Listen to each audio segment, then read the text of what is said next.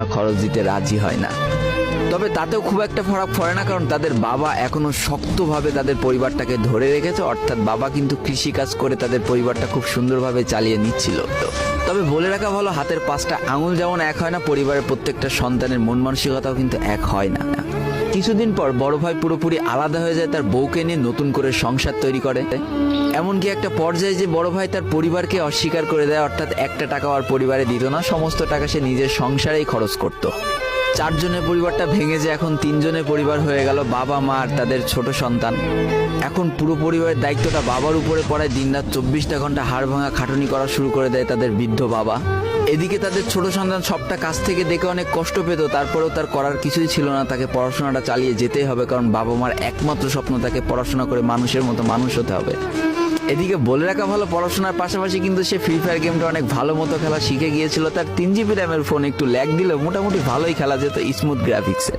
এমনকি সে আস্তে আস্তে টুর্নামেন্ট খেলাও শুরু করে, আর এখান থেকে যে টাকায় পেতো, 50 টাকা, 100 টাকা, 200 টাকা যা পেতো, সেই টাকাতে তার পরীক্ষার বই খাতা কিনতো, যাতে তার বাবার একটু কম পরিশ্রম করা লাগে, কম খাটনি করা লাগে। হাই রে, পরিবারের বড় ছেলে পরিবার থেকে আলাদা হয়ে গেল, আর ছোট ছেলে চিন্তা করছে বাবার কিভাবে কষ্ট কম করা লাগবে। এরই মাঝে সে একদিন চিন্তা করে, সে তো টুর্নামেন্টে অনেক ভালো পারফরমেন্স করছে, তাহলে তার একটা ইউটিউব চ্যানেল খোলার দরকার। অন্তত টুর্নামেন্টের ম্যাচগুলো ইউটিউবে ছাড়লো, যদি কপালে ভালো কিছু লেখা থাকে।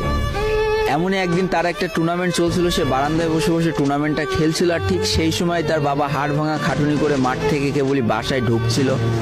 এমন সময় তার ছেলের পড়াশোনা বাদ দিয়ে গেম খেলা দেখে বাবা প্রচন্ড পরিমাণ রেগে যায়, আর ফোনটা ধরে একটা আছাড় মেরে দেয়, যার কারণে তার ডিসপ্লেটা ফেটে যায়। সেই দিন সে ভাঙা ফোনটা আঁকড়ে ধরে অঝরে কেঁদেছিল, তার সমস্ত স্বপ্ন যেন এক নিমিষেই শেষ হয়ে গিয়েছিল।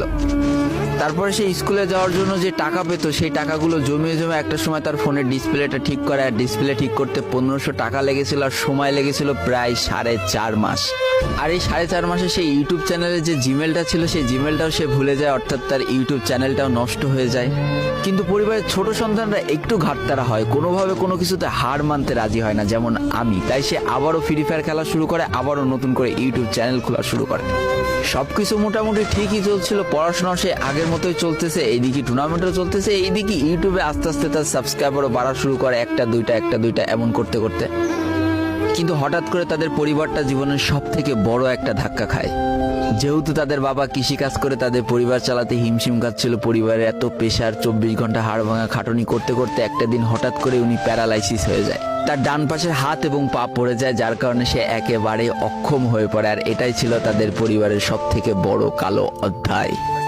তবে সব থেকে কষ্টের ব্যাপার কি ছিল জানো? পরিবারের এত খারাপ সময়ও তাদের বড় ভাই কিন্তু তাদের পাশে এসে দাঁড়ায় না। এবার শুরু হয় তাদের পরিবার